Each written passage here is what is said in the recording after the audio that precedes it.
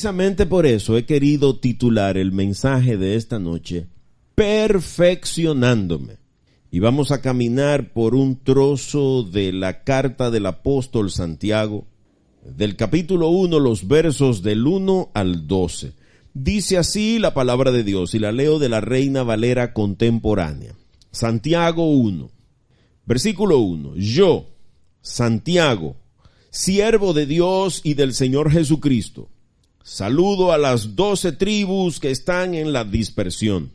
Hermanos míos, considérense muy dichosos cuando estén pasando por diversas pruebas. Bien saben que cuando su fe es puesta a prueba, produce paciencia. Pero procuren que la paciencia complete su obra para que sean perfectos y cabales, sin que les falte nada. Si alguno de ustedes requiere de sabiduría, pídasela a Dios y Él se la dará, pues Dios se la da a todos en abundancia y sin hacer ningún reproche. Pero tiene que pedir con fe y sin dudar nada, porque el que duda es como las olas del mar, que el viento agita y lleva de un lado a otro. Quien sea así, no piense que recibirá del Señor cosa alguna, pues quienes titubean son inconstantes en todo lo que hacen. El hermano pobre debe sentirse orgulloso cuando sea exaltado. El rico debe sentirse igual cuando sea humillado, porque las riquezas pasan como las flores del campo. En cuanto el sol sale, quemándolo todo con su calor, la hierba se marchita y su flor se cae, con lo que su hermosa apariencia se desvanece. Así también se desvanecerá el rico en todas sus empresas. Dichoso el que hace frente a la tentación, porque pasada la prueba se hace acreedor a la corona de vida, la cual Dios ha prometido dar a quienes lo aman. Qué gran promesa. Pasada la prueba se hace acreedor a la corona de vida, la cual Dios ha prometido dar a quienes lo aman. Esa es una gran promesa. Por eso, yo quiero proponerles que este texto de hoy lo gocemos como esos platos que son tan exquisitos que uno se lo come despacito para que no se acaben.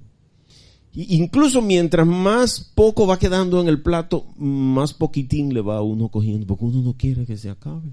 Sobre todo los postres. Yo no sé si a ustedes les pasa eso con los postres. A mí con los vegetales, yo los vegetales me los como rápido para salir de ellos pronto. Pero los postres, que son mi parte favorita del almuerzo, me las voy comiendo bien despacio para disfrutarlo.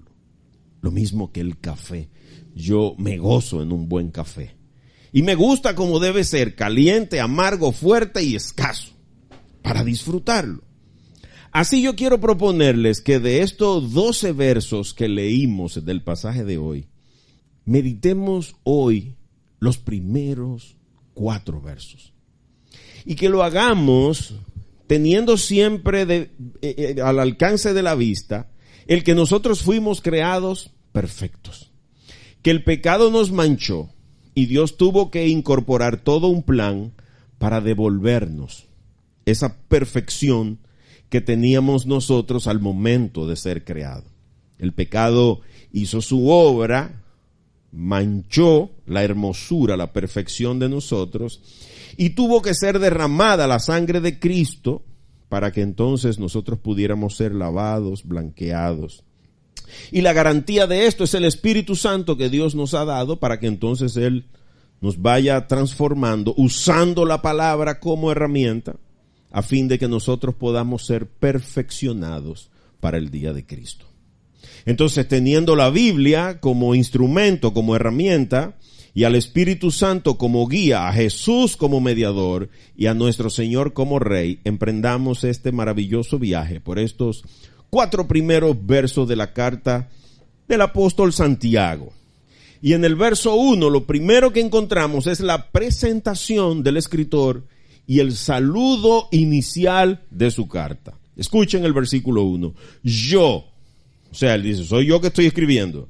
Y como en esa época no había videoconferencia, él tenía que decir quién era. Santiago, siervo de Dios y del Señor Jesucristo. Saludo a las 12 tribus que están en la dispersión. Encontramos muchos detalles importantes en este versículo 1 que leído rápidamente así pudieran pasar desapercibido porque es como un saludo, así como cuando uno llama por teléfono, hola, mira, te habla fulano, yo soy fulano, empleado de tal sitio y estoy llamando porque quiero, parecería como eso. Pero el que él diga, yo Santiago, me deja claro quién es el coautor de esta carta. O sea, de quién es la mano que Dios usó, porque Dios es el autor. Sabemos que todo texto es inspirado por Dios. Entonces Dios es el autor y Santiago fue el secretario que Dios usó para escribir esa carta. Y fíjate que un detalle que inmediatamente llama la atención es cómo él se define. Siervo de Dios y del Señor Jesucristo. Eso significa que para Santiago las credenciales más importantes para él presentar es que es siervo de Dios y del Señor Jesucristo. La mayoría de nosotros cuando va a un lugar o llama a algún lugar o manda un correo electrónico o una carta, una solicitud, usualmente uno puede decir yo soy el ingeniero fulano, funcionario de tal sitio, yo soy el papaupa de la matica, el buey que más, yo soy el matatán. Entonces uno pone todo eso al principio confiando en despertar el interés, ya sea por amor o por miedo a la autoridad que usted representa para que el otro acceda a lo que usted le va a pedir. Pero aquí encontramos a un hombre que pudo haberse presentado de otra manera. Encontramos a un hombre que se define como siervo de Dios y del Señor Jesucristo. Ahora, ¿quién es este Santiago que las únicas credenciales de presentación que le interesa que nosotros conozcamos es su servidumbre, su esclavitud, su dependencia de Dios y del Señor Jesús? Es probable que tú te sorprendas si llegas a descubrir que este Santiago es hermano de Cristo.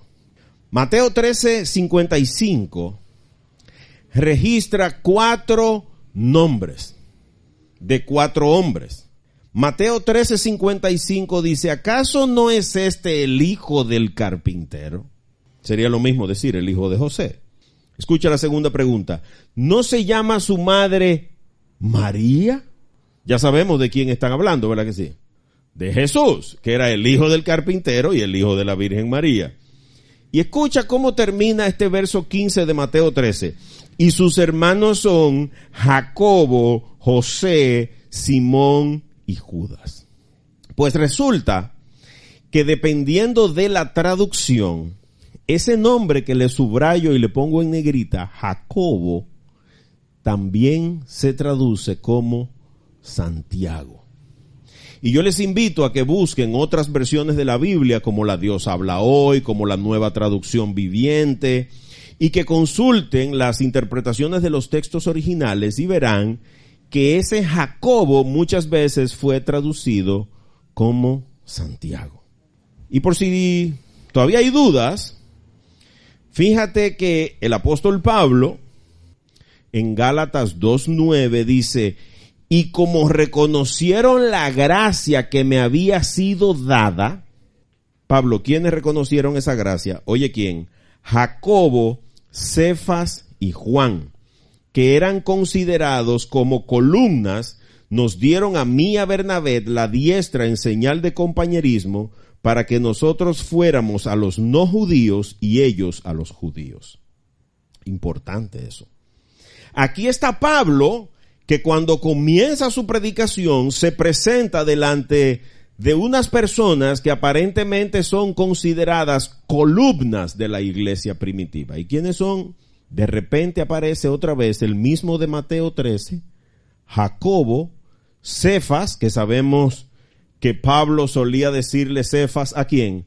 A Pedro y a Juan. Esos fueron los tres del grupo de los seguidores de Cristo que quedaron representando la iglesia en Jerusalén. Los demás salieron a la dispersión. Todos, con el corredero, por un lado, de la persecución del imperio, tuvieron que salir de Jerusalén, corriendo. Y por donde quiera que iban, dice la propia Escritura, ellos iban dejando caer la semilla del Evangelio. Por eso Dios los dispersó, para que por donde quiera que pasaran, se fuera predicando el Evangelio. Entonces vemos en dos textos que ese hombre, con esas credenciales, pudiendo haber dicho, yo soy el hermano de Jesús, como lo diríamos tú y yo si fuéramos el hermano del diputado, o del senador, o del ministro, o del presidente de la República. La mayoría de nosotros prefiere cubrirse con credenciales ajenas, intentando ganar un prestigio, un poder, una autoridad que no tenemos. Y ahora yo te quiero preguntar, en tu proceso de transformación, ¿ya te consideras siervo, esclavo, discípulo de Dios y del Señor Jesucristo? ¿O todavía te consideras el ingeniero fulano, el doctor fulano, la licenciada fulana? Porque este pudo haberse considerado de otra manera y prefirió definirse como siervo de Dios y del Señor Jesucristo. O sea, él está intentando desaparecer.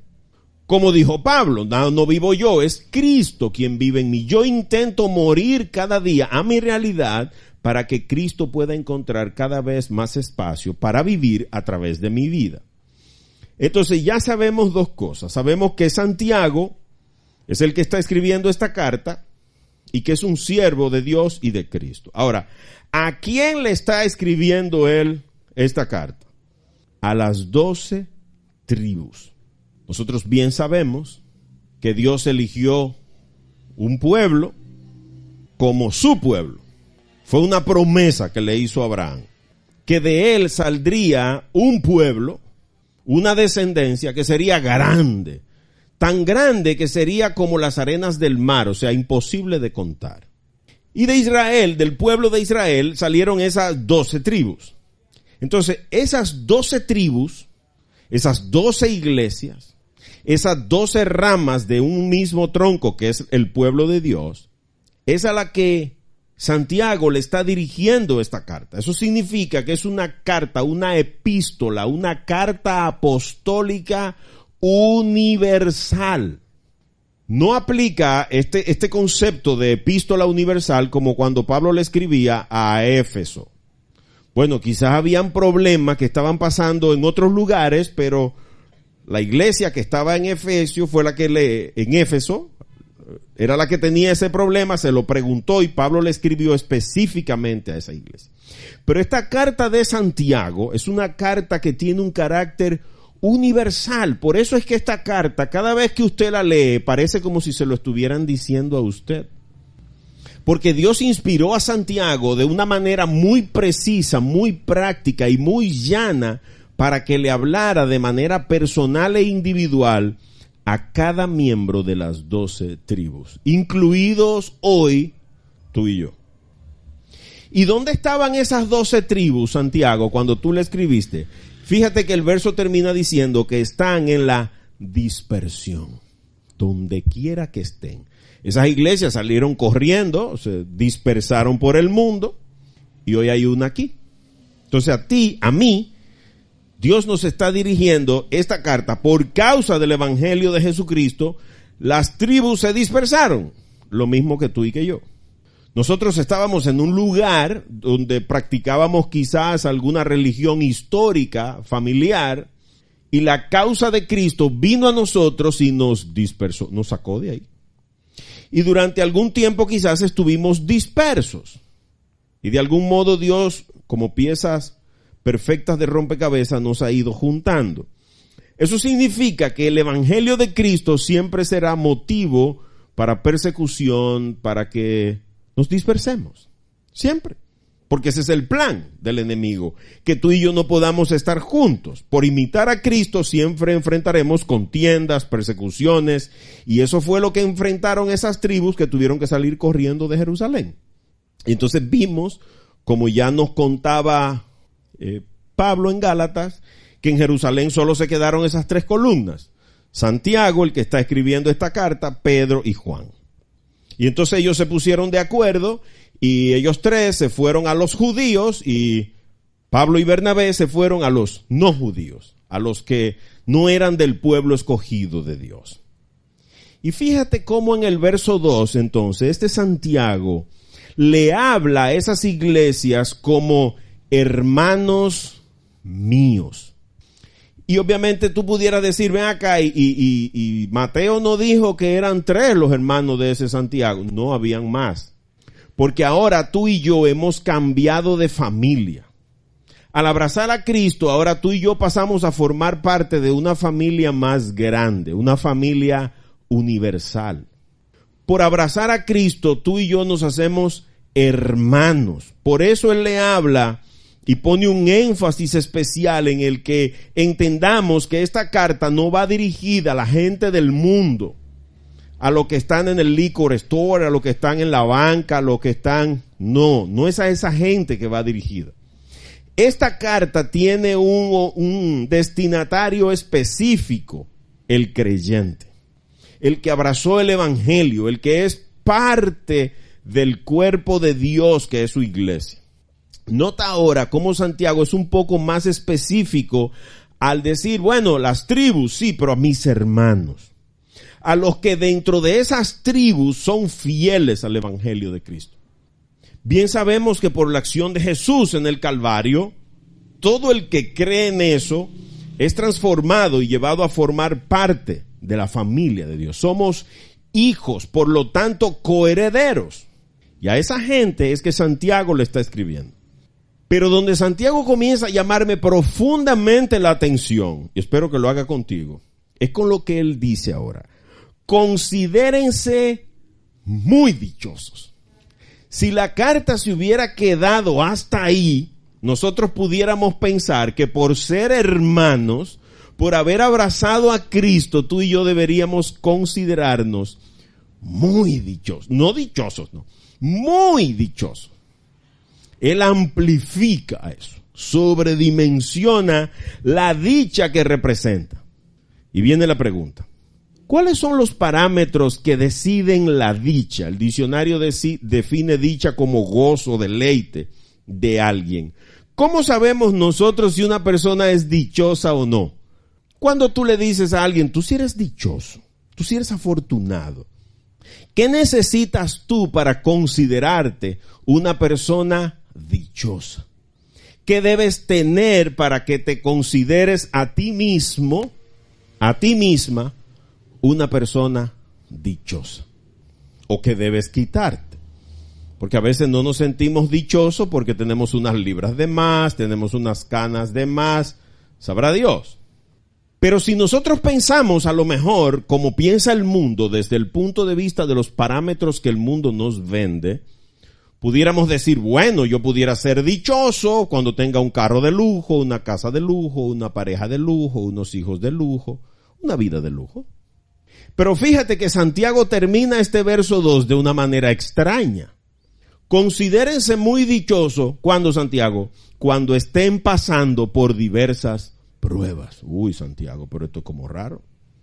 Parecería contradictorio viéndolo desde el punto de vista lógico de seres inteligentes que tú te consideres muy dichoso porque estás metido en problemas. ¿Tú te imaginas eso? Si estoy siendo perseguido, ando corriendo de pueblo en pueblo y eso me tiene que hacer sentir dichoso. Mis amigos se burlan de mí y yo tengo por eso que sentirme dichoso. Estoy pasando crisis, dificultades, quizás por ser una persona honrada, no estoy recibiendo los beneficios del puesto de trabajo donde estoy.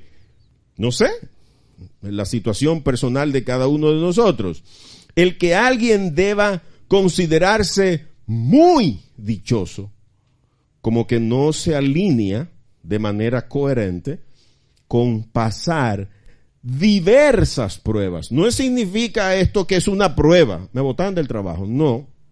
Es que te botaron del trabajo y ese mismo día se dañó la nevera, se acabó el gas, te cortaron la luz y te chocaron el carro. Pruebas. ¿Te imaginas? Y ahora te quiero proponer que meditemos quizás si es que desde el punto de vista del mundo las cosas se ven distintas al punto de vista de Dios. Porque si partimos del supuesto de que esto es palabra de Dios, porque Dios fue que inspiró a Santiago, lo llevó a escribir esta carta, entonces Dios tiene un concepto raro de lo que es ser muy dichoso. Porque la gente, cuando uno pasa por pruebas, una enfermedad, por ejemplo, un divorcio, te botaron del trabajo, la gente va y te da el pésame. Ay, lo siento, tan buen trabajador tú. Nadie va y te felicita. Difícilmente tú te encuentres a alguien que vaya y te felicite y te diga, qué bueno que te botaron del trabajo, porque ahora Dios te va a dar uno mejor. Nadie te dice eso. Qué bueno que Dios te liberó de ese hombre, ahora vas a ser feliz. ¿Y cómo era que tú estabas con ese caimán? No, la gente va y te acompaña porque tú estás de luto. ¿Te das cuenta? Aparentemente la óptica de Dios es totalmente opuesta a la óptica del mundo. Y yo te quiero preguntar, ¿tú crees que el mundo te consideraría dichoso cuando te vea pasando por diversas pruebas? Probablemente la gente huya de ti, ese tipo está en mala. Si yo me le acerco, lo más probable es que me pida 100 pesos prestados. Entonces yo tengo que andar lejos de esa gente. Muy dichoso. ¿Y tú mismo te consideras muy dichoso cuando estás pasando por diversas pruebas? Porque es posible que las pruebas provoquen reacciones en ti que no son muy deseables. Y quizás, en su infinita sabiduría, Dios llevó a Santiago entonces a escribir el verso 3 cuando dice, bien saben que, oye, esto es fuerte, esto que dice Santiago, bien saben que, eso significa que tú tienes que estar claro, convencido, más que convencido de lo que Santiago va a decir. Bien saben que, ¿qué es Santiago? Cuando su fe es puesta a prueba, produce paciencia. Ahora comenzamos a entender que es que a lo mejor hay una característica que tú y yo no tenemos. ¿Cuál es? La paciencia. Entonces Dios quiere cultivar paciencia en nosotros. Bien saben, eso significa que tú y yo deberíamos tener eso claro. No deberíamos tener dudas de que mientras estemos de este lado de la gloria, enfrentaremos diversas pruebas. Jesús las enfrentó.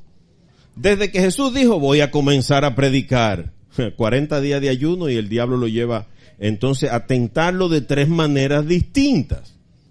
Jesús siempre ha sido muy claro en que enfrentaríamos dificultades. Porque como Jesús no era político, no le interesaba llantar, no tampoco vendía nada, no interesaba crearte una falsa imagen de un producto que te promete en 5 minutos al día de darte el cuerpo de estrella de cine. 5 minutes, qué sé yo qué, y tú te subes ahí y tú te crees que en 5 minutos vas a tener el cuerpo que le tomó a esa que está en el anuncio toda su vida. Esa mujer tiene toda su vida en el gimnasio. Y la buscaron para hacer un anuncio de 5 minutos. Para que tú te lo creas. Jesús no hace eso con nosotros. Y Jesús siempre es tan claro, tan preciso, que Él siempre nos dijo que si decidíamos seguirlo a Él, íbamos a ser burlados, perseguidos, maltratados, torturados y algunos hasta asesinados.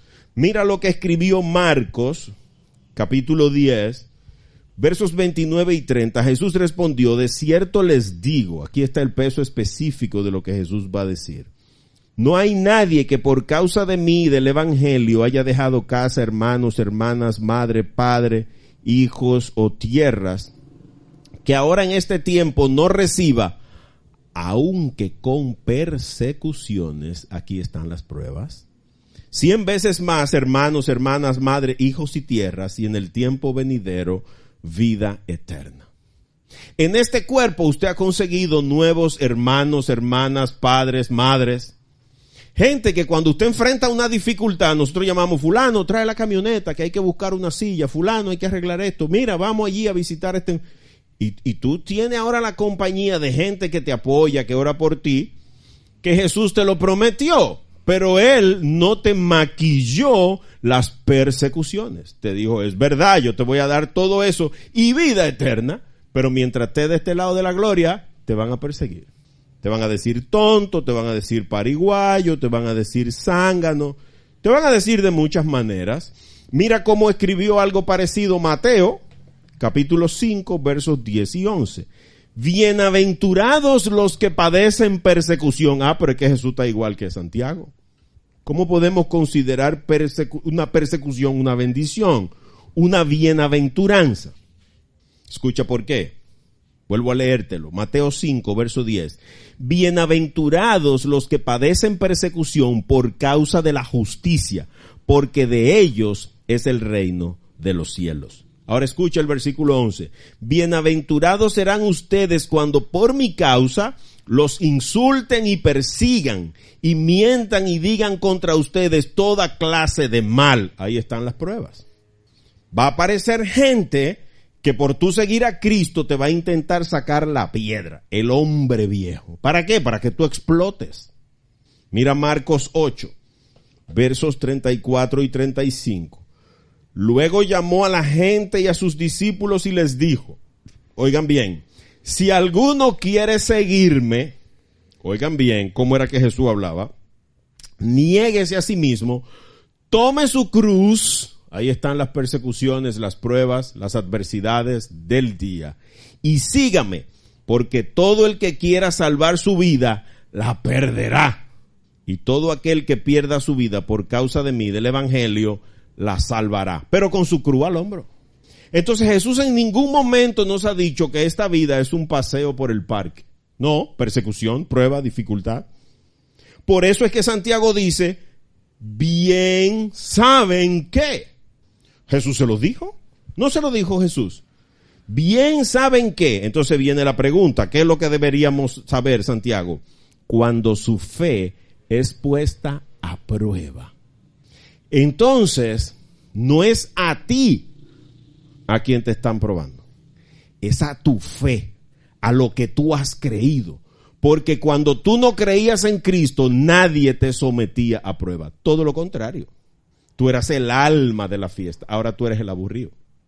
Tú eras la estrella que más brillaba, tú eras la que usabas la ropa de moda, el maquillaje de moda, tú eras el chico que todos deseaban, tú eras el más bonito, el que más bailaba, el que mejor ropa usaba, el que tenía el mejor carro, la mejor música. Pero ahora tú has decidido seguir a Cristo, entonces ahora ya no se puede hablar de lo mismo que se hablaba contigo, ya no se puede beber lo mismo que se bebía contigo, ya no se puede oler lo mismo que se olía contigo, no se puede fumar lo mismo, no se puede escuchar la misma música ni usar la misma ropa. Es que este tipo es raro, ya yo no sé de qué hablar con él. Entonces eso va a provocar persecución, presión, pruebas para tu vida. Y eso es lo que Santiago está diciendo, pero lo que se está probando es tu fe. A ver si es de verdad que tú crees, porque el premio es grande. Ahora, nosotros deberíamos saber bien esto, sí, la Biblia es reiterativa en eso. Ahora, las pruebas siempre tendrán un trasfondo, y esto nos va a ayudar a identificar las pruebas. Quiero citar algunos casos nada más. Las pruebas siempre tendrán un trasfondo que apunta a desobedecer alguna disposición de Dios. Porque el diablo en última instancia no le importaba si Jesús tenía hambre o no. Era que tentara a Dios. Era que adorara a un Dios que no fuera el Dios verdadero.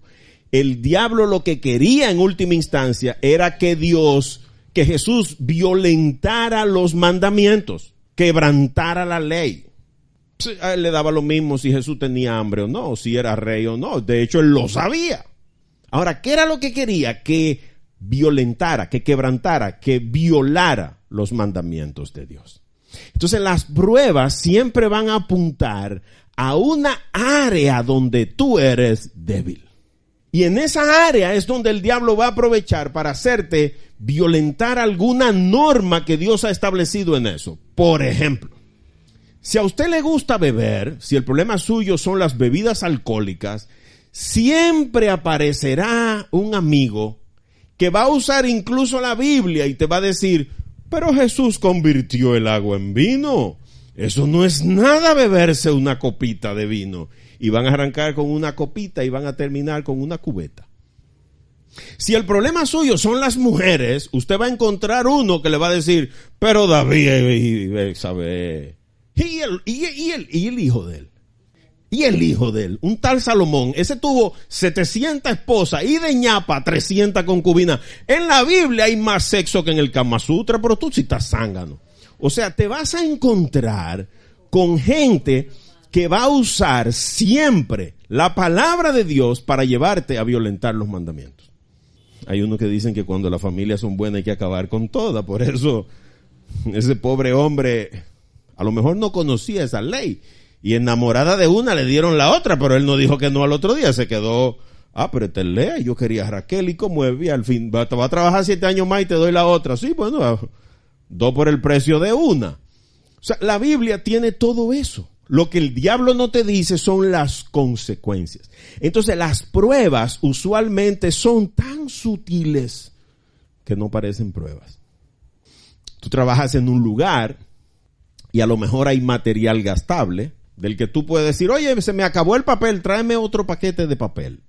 Y tú puedes tranquilamente en tu maletín llevarte una buena cantidad. Un lapicero, un lápiz, te toca entrar a las 8 de la mañana y tú llegas a las 9, ya te robaste 1 hora. Sí, pero ahí todo el mundo llega tarde. El jefe es el que llega más tarde. Entonces, bueno, como todo el mundo lo hace, y a ti te parece como que, bueno, eso no es nada. Y comienzas a ver las actrices y lo bien que se ven, lo sexy que se ven. Entonces tú comienzas a agrandar el escote cada vez más. Porque si tú no te lo pones ahora, ¿cuándo te lo vas a poner? Cuando ya no haya razón para ponérselo. Entonces las pruebas tienen ese sentido, apuntan a una debilidad nuestra de una manera tan sutil que buscan, ¿qué? Violentar un mandamiento.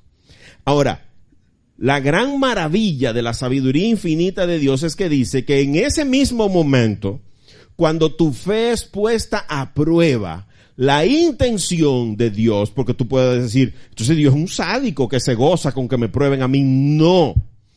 El fin último es producir paciencia en ti. Porque la mayoría de nosotros nos falta paciencia. Y a veces no sabemos qué tan impacientes somos hasta que el médico te dice, necesitas llevar este tratamiento 1 año. ¡1 año! 30 pastillas, te tienes que tomar una diaria, 1 mes. Oye, no hay una inyección que tú me pongas hoy y salgamos de esto. Ese es el problema de nosotros. Somos impacientes. Y el objetivo de tú y yo ser probados es que Dios quiere producir paciencia. ¿Por qué? Porque debemos esperar el kairos, el tiempo de Dios. Y si no tenemos paciencia, entonces nos vamos a desesperar. Ay, pero yo quería hacer eso ahora porque yo quiero que sea hoy. ¿Y si Dios no quiere que sea hoy? ¿Y si Él tiene algo mejor mañana? Pues espérate a mañana. Además, esto nos enseña bien claro que la paciencia es un producto, no es un don como el cantar. Dios te da un talento para predicar, para servir. La paciencia no es un don que te caerá del cielo. Es un producto, por eso dice produce, debe ser producida en ti. Y para producir algo se necesita materia prima, un proceso industrial o mecánico para obtener un resultado. Entonces tú eres esa materia prima, el proceso son las pruebas y el resultado es que tú seas más paciente. Es un producto, por eso necesita un proceso. Y los procesos son determinados por tu cabeza dura. Mientras más testarudo tú seas, más tiempo tardará el proceso de Dios perfeccionarte. Por eso el título del mensaje de hoy, perfeccionándonos. Y lo que nos va a llevar a ese nivel de perfección es precisamente el grado de paciencia que podamos permitir que Dios produzca en nosotros. Resumiendo, no se logra paciencia si no es como el resultado de un proceso de prueba. Tú no te acuestas y te levantas mañana y dices, hoy a partir de hoy soy una persona paciente. Eso no es verdad. Eso no lo decimos nosotros todas las noches. ¿Hasta cuándo? Hasta que nos encontramos con el jefe mañana, o con el policía de la esquina, o con la esposa, o con el amigo. Siempre hay alguien cerca de nosotros que logra desesperarnos. Y a veces no hay uno. A veces hay 3, 4, 5, y tú escapas de uno y hay otro esperándote afuera, para sacarnos esa desesperación. Pero el final, y este es nuestro último verso, les dije que nos íbamos a quedar con los primeros 4 versos. Al final, tú eres quien determina qué tan corto o qué tan largo será este proceso. Dependiendo de qué, de tu docilidad, de tu nivel de obediencia a la palabra de Dios. Pero escucha cómo termina este verso 4, que es el último que vamos a meditar esta noche. Pero, me encantan los peros de la Biblia. Procuren, eso te toca a ti, que la paciencia complete su obra. No puedes dejar que no se cultive esa paciencia y que esa paciencia no termine la obra. ¿Para qué, Santiago? Para que sean perfectos y cabales sin que les falte nada. Uy, vamos despacio. Este pero, aquí hay un gran pero de los peros de la Biblia, viene un cambio en el discurso de Santiago o Jacobo, dependiendo de la versión de tu Biblia. Procuren que la paciencia complete su obra. Aquí hay un gran objetivo que Dios nos plantea a nosotros los creyentes. Procuren, es un imperativo, no es opcional. Si tú quieres ser perfecto y cabal, entonces debes procurar. ¿Qué debes procurar? Que la paciencia complete su obra. Yo soy quien debo procurar. Nadie lo hará por mí. Nadie va a procurar que yo sea menos impaciente o más paciente. Eso solo yo lo controlo. Yo soy el que le permito a una persona que me desespere. Y eso lo saben hasta los bebés. Los bebés saben cómo hacer que uno le diga que sí a algo que ya usted le dijo que no. Te sacan la impaciencia. Y te insisten, ay papi, pero mira, yo quiero, ¿y por qué que tú no me das eso? Y comienzan una pataleta, y cuando ven que no funciona, van y te dan besitos, ay papi, yo sí te quiero, tú eres más bueno, cárgame papi. Y tú, como el juez, que esa mujer le iba insistiendo, óyeme, esta mujer me tiene harto, yo no soy un juez justo, pero para salir de esta mujer que tanto me insiste, le voy a hacer justicia. ¿Te das cuenta? O el tipo que le llegó la visita a medianoche. Oye, Miguel, abre la puerta y búscame un pan. Oye, pero este tipo sí me molesta a las 12 de la noche. Déjame salir de él. Yo no soy bueno. Lo que pasa es que el tipo ha insistido tanto que colmó mi paciencia. Es que me desespera y voy y le doy el pan para salir de él. Pero esa no es una obra. Él puede decir, wow, qué hombre tan bueno. Pero Dios, que conoce el corazón de él, sabe que es harto que está. Y para salir de él le dio lo que le estaba pidiendo. Por eso Santiago nos enseña que debemos procurar que la paciencia complete su obra, porque esa obra debe completarse en nosotros. El proceso de transformación debe ser concluido, porque Dios no deja nada a medias.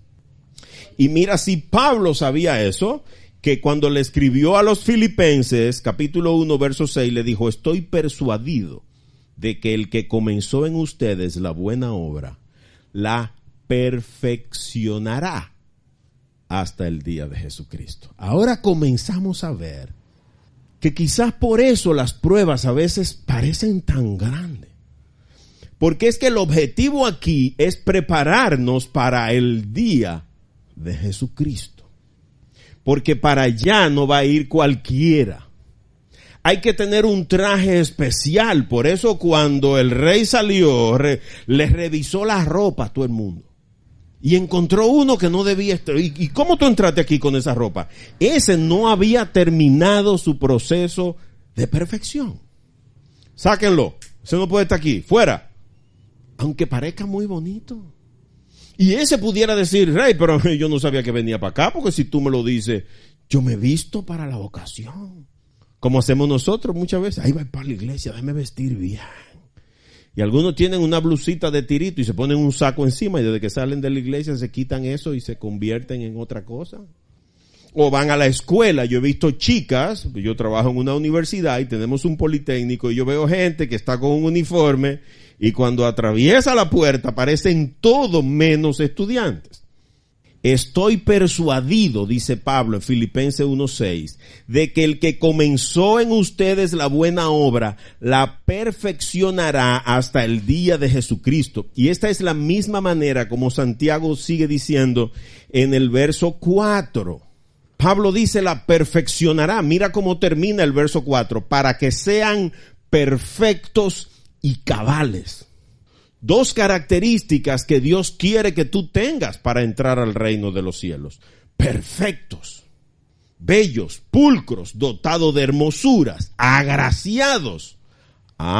Entonces para yo llegar a ser perfecto, tengo que pasar la prueba primero. Porque ese oro hermoso que usted tiene en su anillo, o en el reloj, o en la cadena que tiene puesto, fue puesto al fuego hasta lo último. ¿Tú sabes para qué? Para quitarle todo lo que no era oro. Todas las impurezas. Y después lo agarraron a martillazo. Pero no solo perfectos, sino cabales. ¿Qué significa cabales? Completos, íntegros, justos. En eso nos quiere convertir Dios. Y el problema es que eso no se consigue paseando por la playa. Eso no se consigue comiéndose un helado en el parque. No, así nos distraemos. Y todo nos da lo mismo. ¿Por qué? Porque yo tengo todo lo que necesito. Y entonces tú haces como el salmista, Señor, no me dé mucho, porque mi corazón se puede envanecer. Entonces se te olvida que es Dios quien te ha sostenido y te ha alimentado. Y fíjate que esta plenitud es tan grande sin que les falte nada, por si fuera poco. No es solo para que seamos perfectos y cabales, sino para que no nos falte nada. Dios nos quiere devolver la imagen que teníamos de Cristo antes del pecado. Es devolvernos la imagen de Él con la que Él nos creó. El problema es que nuestro estilo de vida muchas veces no le da chance a Dios. Y estamos tan marcados por el pecado que alguno de nosotros cree que es así. Y usted dice, que yo he sido así toda la vida. Es que yo soy de los gracianos, gente mujeriego y parrandero. Toda la vida hemos sido así. O sea, es una marca de fábrica. Por eso Dios necesita transformarte. Necesita darte una nueva vida, con una nueva identidad. Necesita hacerte una cirugía, una nueva imagen, la imagen de Cristo. Por eso, cuando entramos en ese proceso, gente que tiene días que no te ve, meses, años, cuando te ve extraño. ¿Y qué te pasó? Pero tú no te pareces al que yo... A tal punto, yo le voy a contar lo que me pasó hace 3 semanas con una visita que vino de Estados Unidos, una agencia de petróleo y gas, la AAPG. Vinieron 2 técnicos, un geólogo y una encargada de mercadeo, y cuando ella me saludó, me dijo, ¿usted es pastor? A mí me tocó ir a buscarla al hotel, la trajeron en la noche, no sé ni quién la trajo. ¿Y quién le dijo a usted? ¿Y cómo usted sabe eso? Usted parece pastor. Usted habla como un pastor. Y tiene una Biblia. Se dio cuenta que yo tenía una Biblia en el vehículo. Yo no, tengo 2, tengo otra aquí oculta. Siempre hay que tener 2 armas, una de batalla y una de respaldo. ¿Te das cuenta? Si a mí me hubieran dicho eso hace 10 años, yo hubiera dicho que no. Y si me lo dicen hace 20, me río. Y el que alguien me pregunte eso. Y fui a la Sociedad Bíblica a comprar unas Biblias que queríamos regalar en Navidad. Y alguien me preguntó, ¿usted es pastor? Y yo, ese es el anhelo de mi vida. Si Dios en su infinito...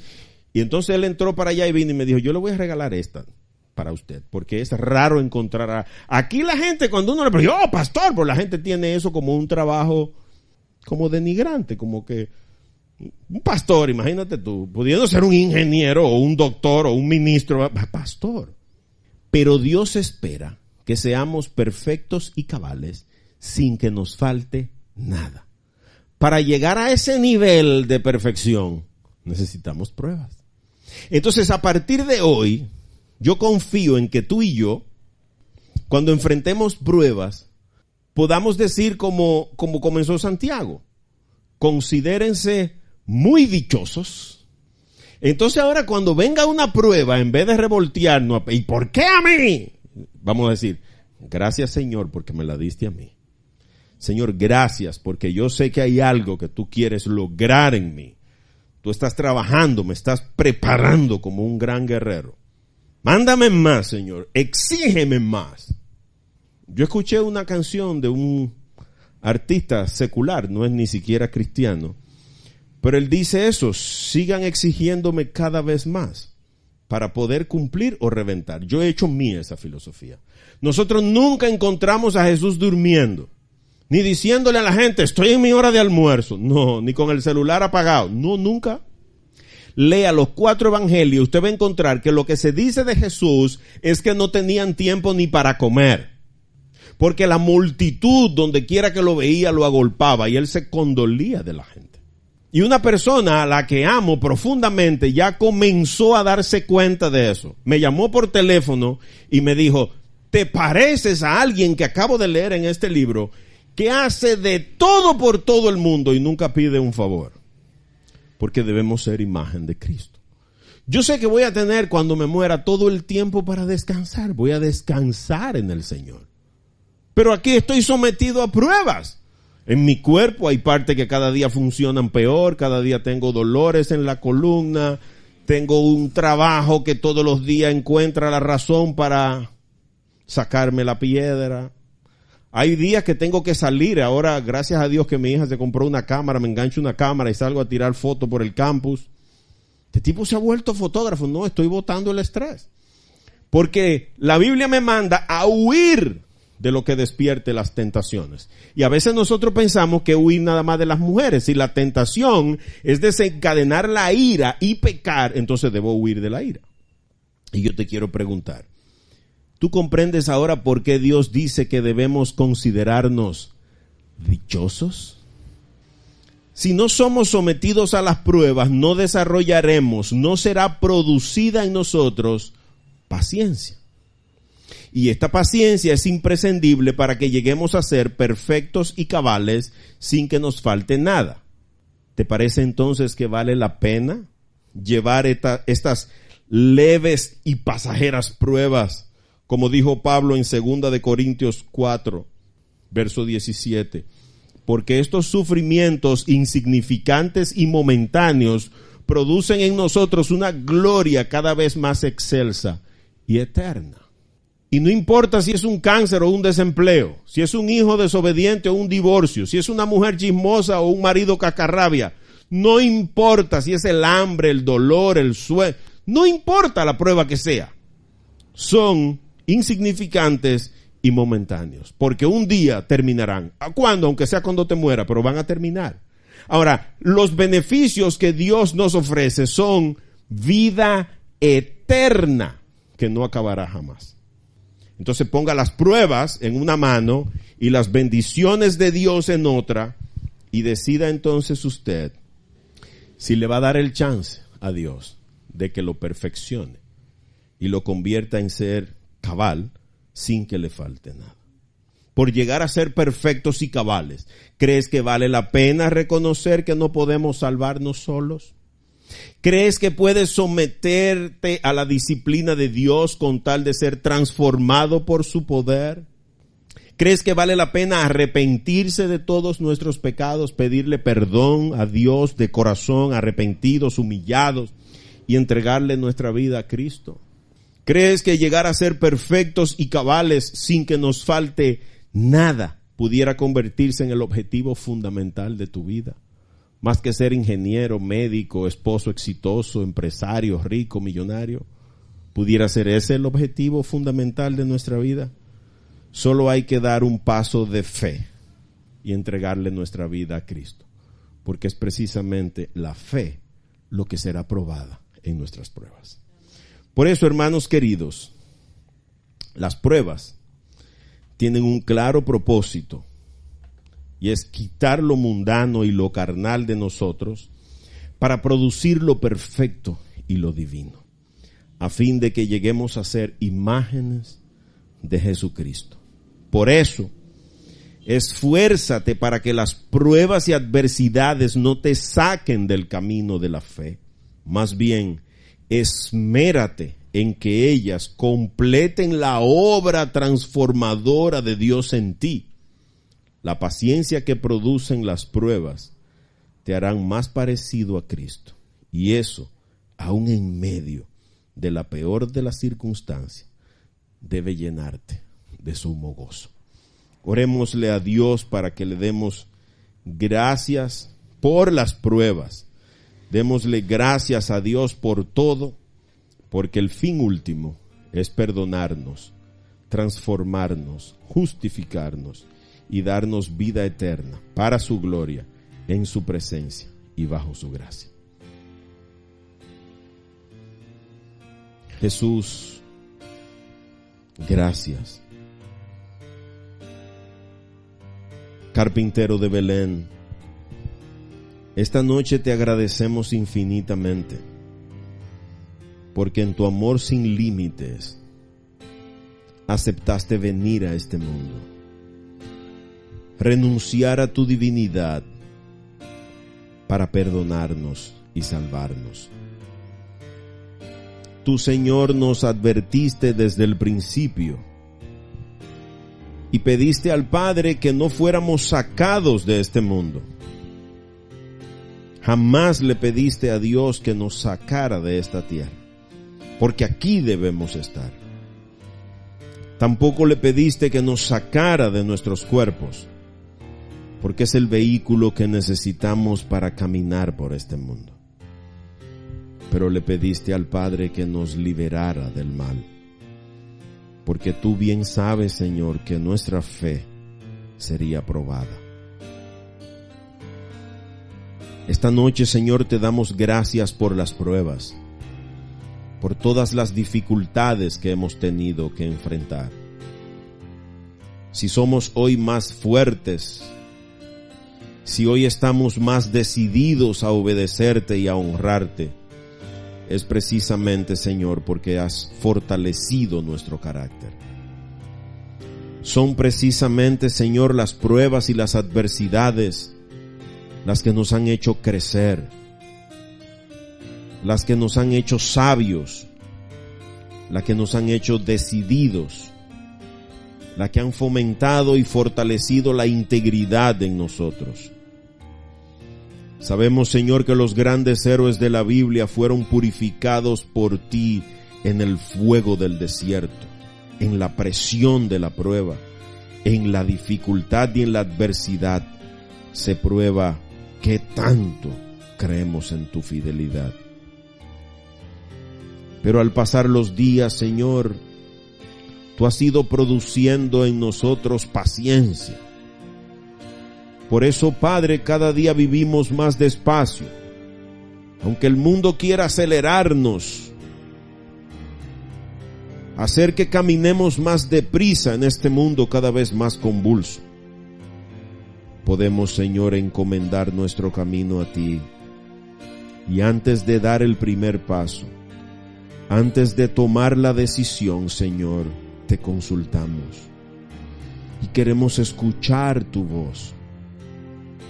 Por eso, Padre, en este momento ponemos nuestros proyectos futuros en tus manos. Te traemos las necesidades, las crisis, las adversidades, todas nuestras carencias, dolores, heridas, todo aquello, Padre bueno, que pueda ser usado por el enemigo para impacientarnos. Te traemos a nuestros hijos adolescentes, tercos, cabeza dura, y te los entregamos a ti. Te traemos, Señor, nuestras necesidades financieras.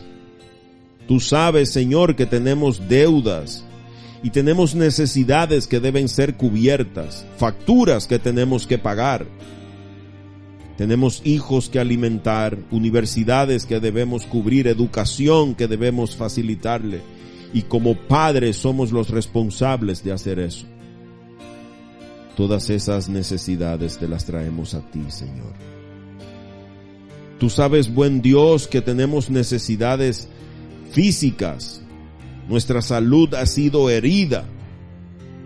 Te traemos nuestro cuerpo a ti, Padre, porque tú tienes el poder de tan solo pronunciada tu palabra, crear huesos nuevos, tejer tejidos nuevos, hacer órganos nuevos. Ya lo has hecho desde el principio, Señor. Tuya es la autoridad y el poder. Padre, te traemos nuestra fuente de provisión. Ponemos en tus manos nuestro trabajo. Trabajos, Señor, que cada vez son más estresantes, demandantes, exigentes. No nos dejan ni comer en paz. Los imprevistos, las demandas crecientes, Señor, nos roban la paz que Cristo nos prometió. Traemos a tus manos, Señor, nuestros compañeros de trabajo, nuestros subalternos que no quieren trabajar, solo quieren el sueldo. Nuestros superiores que quieren explotar cada día más sin pagar un sueldo justo. A todo eso, Señor, que nos estresa, que nos impacienta y que nos hace caer, te lo traemos a ti, Señor. Te traemos delante de tu trono, buen Dios, nuestras incertidumbres, lo incierto del mundo.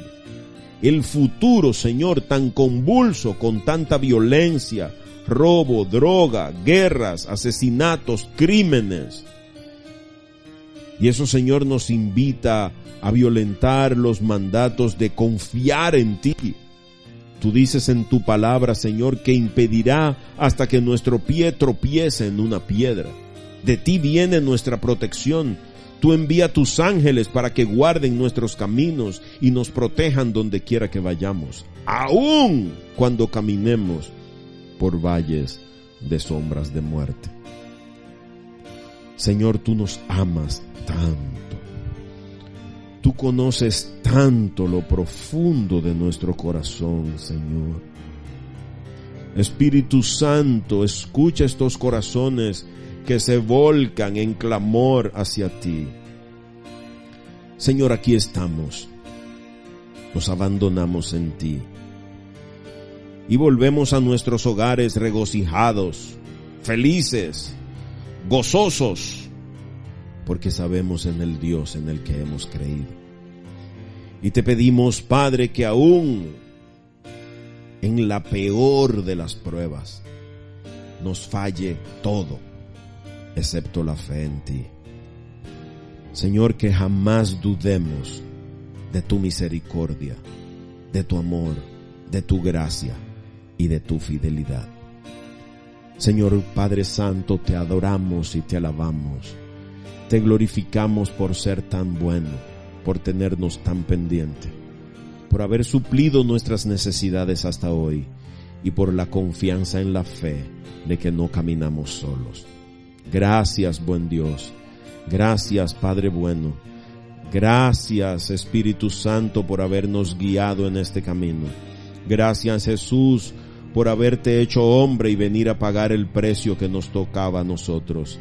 Gracias, Padre bueno, por tu palabra que nos guía, nos fortalece y nos inspira a honrarte y a obedecerte.